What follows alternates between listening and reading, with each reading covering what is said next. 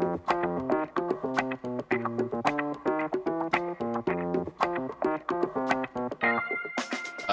we have Brian on here? I'm here. Brian, you had some big wins the last few days. Oh, yeah. Okay. All right. Put me out to it. Yeah, Tanglewood went pending this morning. So that's our big 850K listing. And that's a 10.5-month absorption rate, and you beat the odds. Yeah. No, that was awesome. We also 27 days on market, Brian. 27. So, I was just there. Did you just get an offer from another agent or what? I'm just curious because I posted that listing like all over Facebook yesterday. I just want to know if it has anything to do with it. Was it's a buyer from Alaska. So yeah. They were able to find it sight unseen, physically at least. So then we also got cabin in Island Park at 400K, and that was only up for about a week, and that one sold real quick. And I passed off on lead rotation, went to Brandon, and Brandon wrote up a fat offer, so that one's pending too. Hey, kudos. So, thank you, Brian.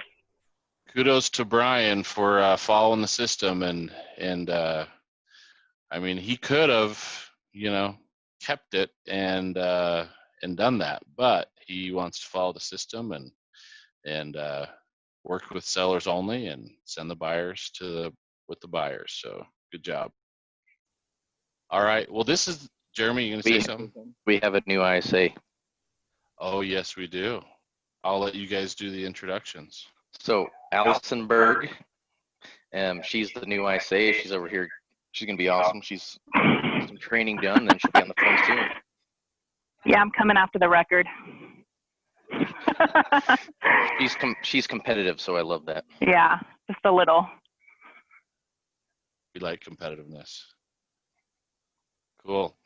Okay, well, I think what most people are curious more than anything is, I mean, here we have one of the best markets of all time coming into January 2020. And as we enter into this market, I mean, everything's looking good. Prices are up. Inventory is somewhat low, which means that demand is super high on houses, and prices continue to go up, and we're seeing record increases in prices. And then suddenly we start hearing about this flu or virus in China, and next thing we know, our NBA games are canceled. March Madness brackets are in the garbage. Baseball games are canceled. And things start happening all over the place. And then next thing we know, there's like, I don't remember all of us, there are like 7 of us standing around Jess's computer, and the governor announces, that we have a 3-week quarantine. And that ended a long time ago. And now we're still it's crazy. And so, I mean, this was a ghost town for 3 weeks. But, how does that relate to the market of Idaho Falls and the real estate market? Because some industries have, it's one thing if you get a 20% decrease in sales, but you drive by Paramount Theater, Edwards, any of these event centers, I mean, they've had 100% reduction in their income. I mean, it's just, it's crazy. So how does that translate over to real estate in our market? We're watching that closely, and that's what we're going to talk about. So I don't know, Jess, if you want to share the screen or how you want to do that today. We're ready. Let's go just the stats. Jack.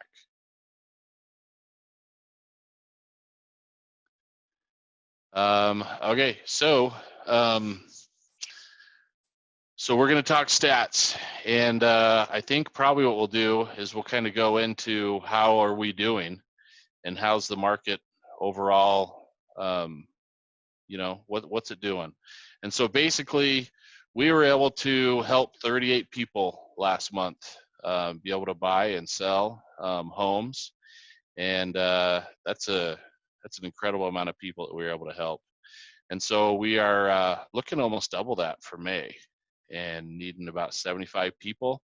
And we actually have I don't know if we know the number right now, but I mean, we're pretty close to 90, if not over 90 people that we have under contract right now. So we're excited to be able to help that many people, and on our quest for being able to help 750 people for the year of 2020 and being able to help in that area. So anyway, April market overview. Jeremy, do you want to cover this one? And then maybe Jess, the next one? Or actually, Jess, we'll have you do Nosy Neighbors, and Jeremy and I can just kind of go back and forth on these stat slides. Sure. Yeah, so April over April from 2019 to 2020, there's been a slight decrease in the number of closed units. And so last year we had 219. This year we're just at 213. Not a big surprise with the big changes. It's definitely a bigger number nationwide. So we are insulated a little bit because of the type of community that we live in and the surrounding area, and we're not tightly packed in. And so our market is still seeing homes sell. So that's a number that we're not surprised by. We're glad it's only a 3% decrease, and I don't think that doesn't bother me much at all. Yeah. Where are we, and these stats are covering this region. Okay, so we're looking at Bingham County, Jess, is that right? You want Yep. to tell us the counties that these are including? Yep, we're doing Bonneville, Bingham, and Jefferson. And these are all stats for April. Yep. And This basically, number is what's great, right? oh, this is crazy. This is crazy. And if anybody wants specific numbers for their county, we have that as well, and we can talk specifically. But we know we get a lot of people that watch this video, and we want to just make sure they kind of an overall picture of the market. So, which doesn't change a ton, but it's nice to kind of average it out for a whole. So, okay, so average price, like Jeremy said, this is crazy. I mean, we're seeing a 17.6% increase in pricing in the homes that are being sold. Last year at this time for April, the average sales price was $235,000, which is a high number.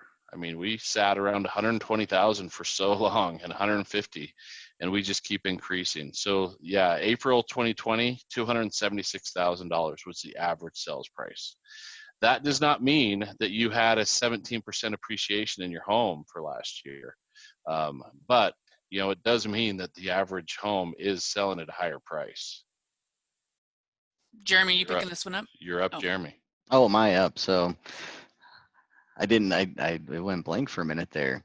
So list to sold ratio. So if you list your house at 100,000, last year you could expect to get 98,600. This year it's increased a little bit overall. So actually we're getting a more of the closer to our list price when we sell it, and so that's a good sign that the market is holding steady in that, and we're increasing that deficit from what we're asking to what we're actually getting on that seller side. So we would like to watch that. Mm-hmm. And that ranges, of course, it depends on your price range, but I mean, there you can be anywhere from 90% to 97% of list price, depending on your price point and your location. So yeah. There's a lot of variance there, but on average, man, people are getting list price for their house. And in a shift when things are changing, go to that next slide, Jessica, because days on the market, if I'm selling a home and it's taking me longer to sell, that's a thing that we watch very closely, because that's the first indicator that if days on the market increase, which I think it's 12% It meant increase. to be increase, sorry. Yeah. So days on the market are creeping up a little bit, but again, I'm not concerned about that number. If we were double 60, 90 days, that would be a concern, but that type of increase in percentage is not a big concern for me right now. I think our biggest thing is always to say, how is it consistently increasing? It was decreased last month. Next month, if it's increased or decreased, and that consistency is where we watched for the trends. Yeah. Good point. Yeah. Yep. Okay, so let's talk days on market or absorption rate actually. So current homes on the market in our region, there's 337 homes on the market. That's still a very, very low amount of homes. And so the most frustrating part for people right now that are looking is there's just not a lot of homes to look at because that's separated into all these different price ranges, and there's just not a lot at all the different price ranges for people. So, And Chad, I might mention just mhm, historically, Keller Williams, just Keller Williams East Idaho, used to carry about 1,000 listings themselves, just historically, yeah, yeah. without any That's other a good brokerage. number. Yeah. And I mean, if you look, even just Bonneville County alone, when the market tanked, we were sitting upwards of 1,000 homes, on the market. So, So um, talk about this absorption rate, because that gives us a good indicator of a buyer or a seller's market, right? mhm. And what is a balance? Because economics say there's a balance somewhere, and if it's out of balance, it's the open market is always looking for that perfect balance of homes and buyers on the market. If there's a deficit on one end or the other, there's an inverse relationship. So why don't you talk a little bit about that, Chad? Yeah. So we use this as a pretty important number. A lot of people, this probably isn't common knowledge or common term. The common term that the public uses is it a buyer's market or is it a seller's market? In a buyer's market, there's a lot of homes on the market and there's a lot to choose from, and therefore you can probably get a better deal. In a seller's market, there's not many homes on the market, the inventory's low, and basically there's not, I mean, homes go fast. We Yeah, kind of look. you're one of a 300 instead of one of 1,000 at that point. Exactly. And so anything under, 5 or 6 months is a seller's market. When you get above 5 or 6 months, you're basically moving into a buyer's market. And so right now at 1.58, it means if no other homes went on the market, all those 337 homes would only last 1.5 months basically, and then we would have zero inventory. And of course, luckily we've never gone to a 0 month absorption rate. But what that says is it's still a very strong seller's market overall. So, if I Which, might oh, go ahead. Go ahead, Jeremy. which I was just going to say on the next part. Well, as a buyer setting foot into this market, it can be a little scary, right? Like, is it a good time to buy? It's a seller's market. Is it or isn't it? Well, if the need is there and you have to buy, you're going to have to buy. But also, now is a great time to buy because of interest rates and affordability, right?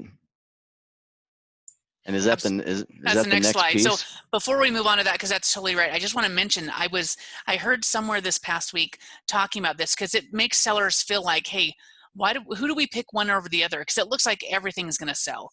Why, it doesn't matter what you guys do. Marketing doesn't matter at this point because of this. And I thought it was a really interesting thing that we have really pedaled to the metal on marketing. And our goal isn't necessarily people are going to see the house, but can we get the most people to see the house the fastest to get the most money?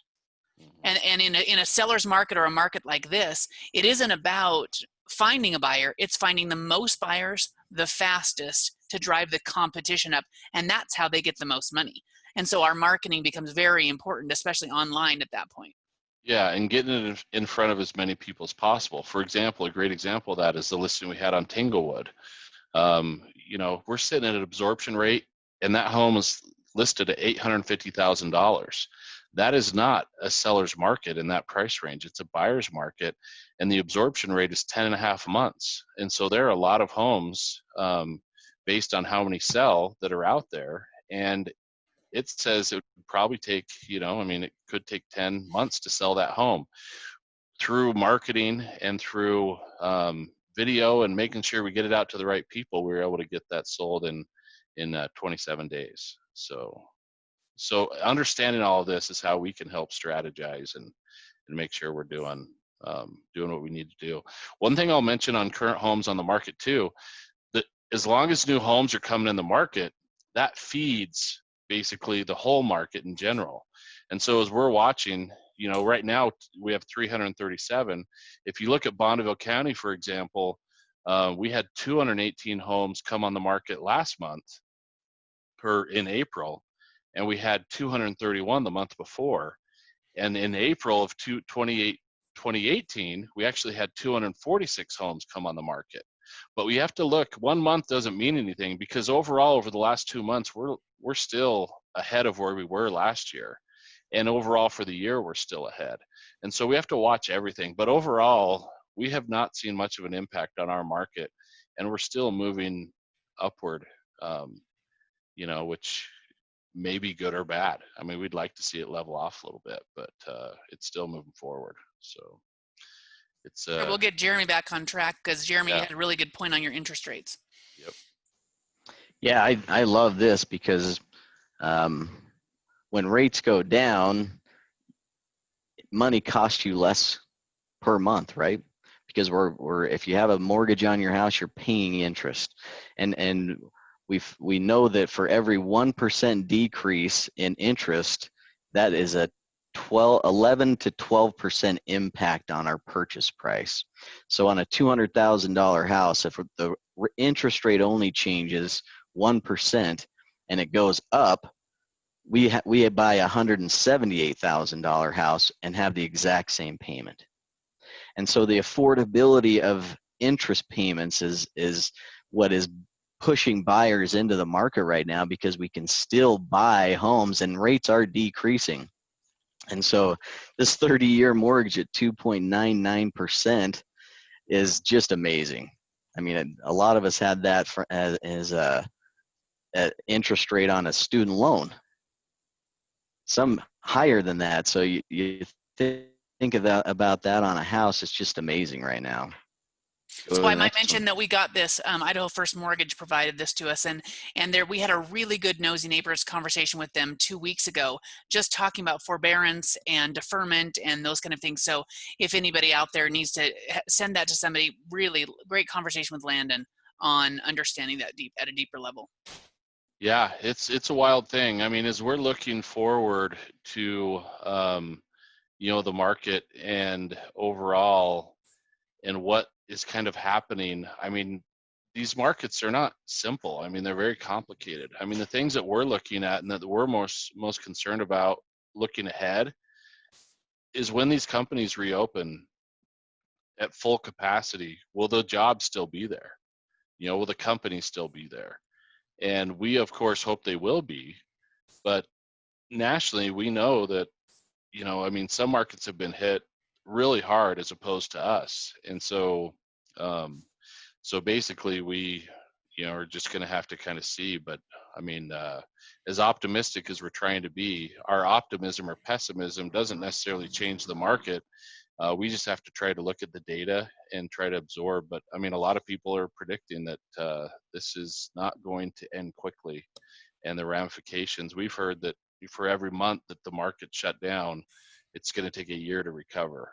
And so this could be a while. I mean, this is interesting, unprecedented territory. So anyway, so we'll just see, and we'll just keep working hard, and we'll just keep watching the numbers and be ready for whatever the market brings. So does anyone have any success stories that they want to share regarding any buyers that they had or any seller experiences that they had? We'll open that up right now. I have one. All right. So the biggest hurdle, like we were talking about, is people feel like if they do have a house to sell, that they it's just finding where to go because the inventory is so low, depending on the price range.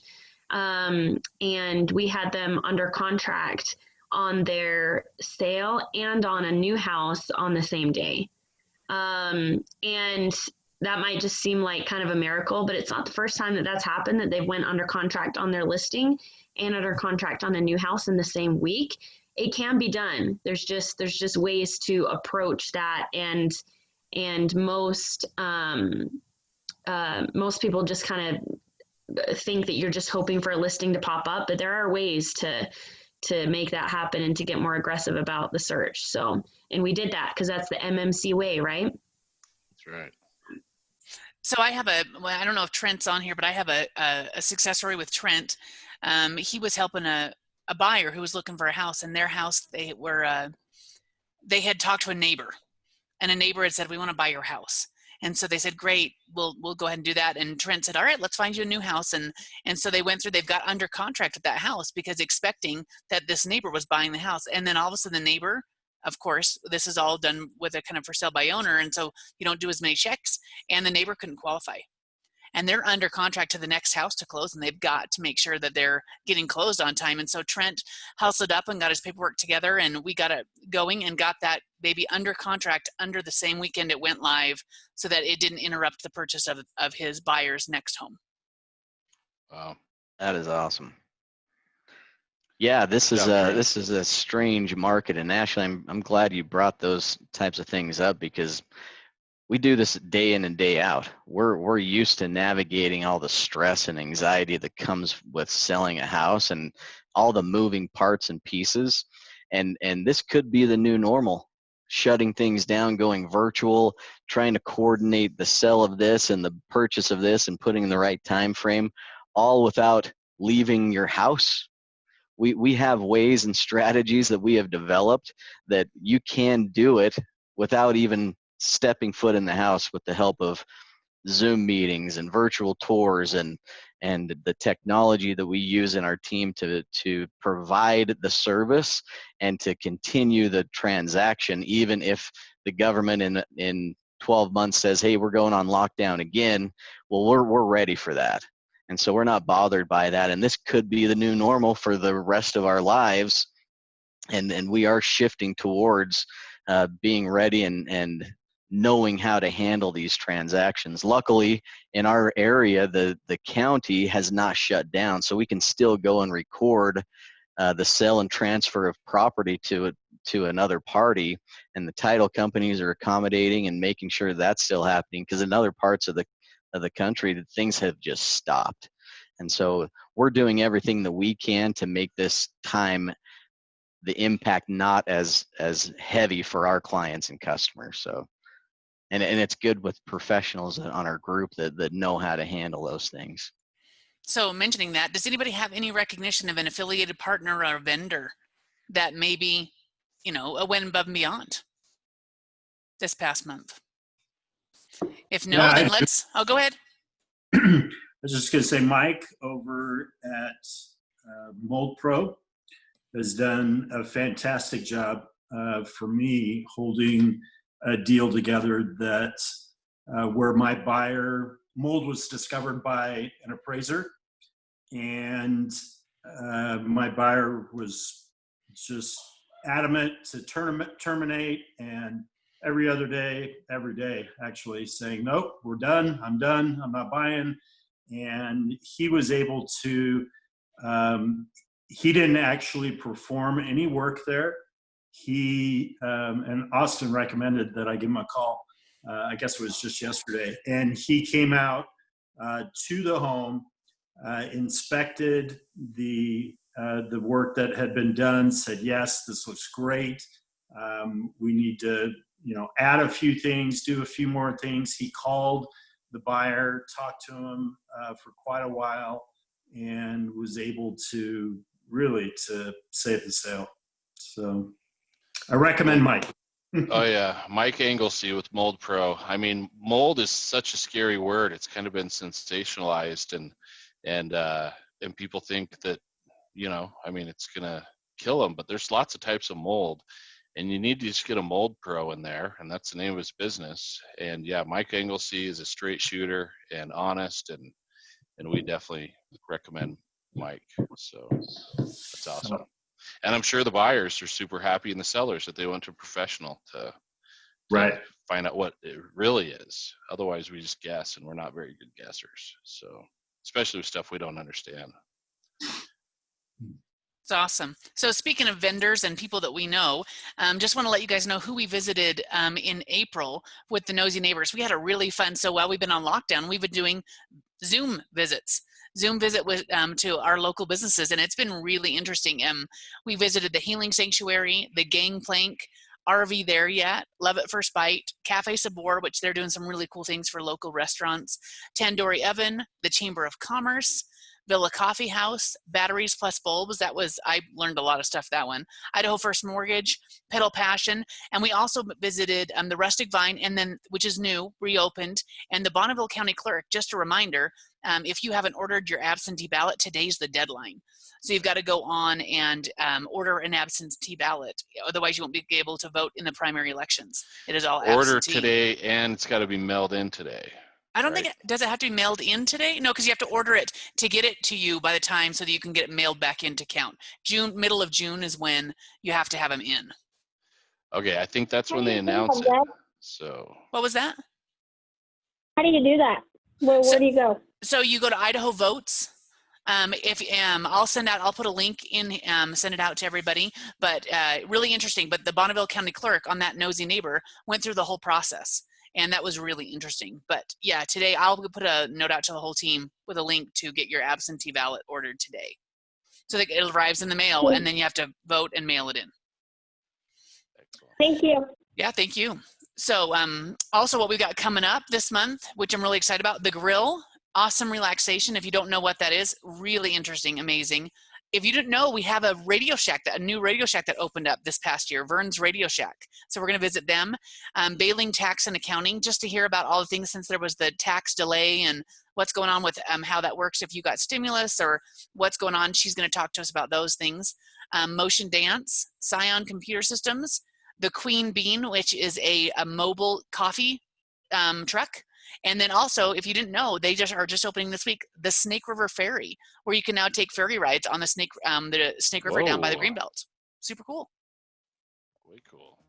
So watch Nosy Neighbors. That's awesome. And that's it. That's it. Awesome. If these videos are making sense to you, and you can see how you could benefit as a seller or an owner of a property, either now or in the future, give us a call. Let's talk. Talk to us about our virtual marketing, where we keep more people out of your home, but they still get to see it 24/7. We're all about your safety and your security. Call us today. We'll talk about it.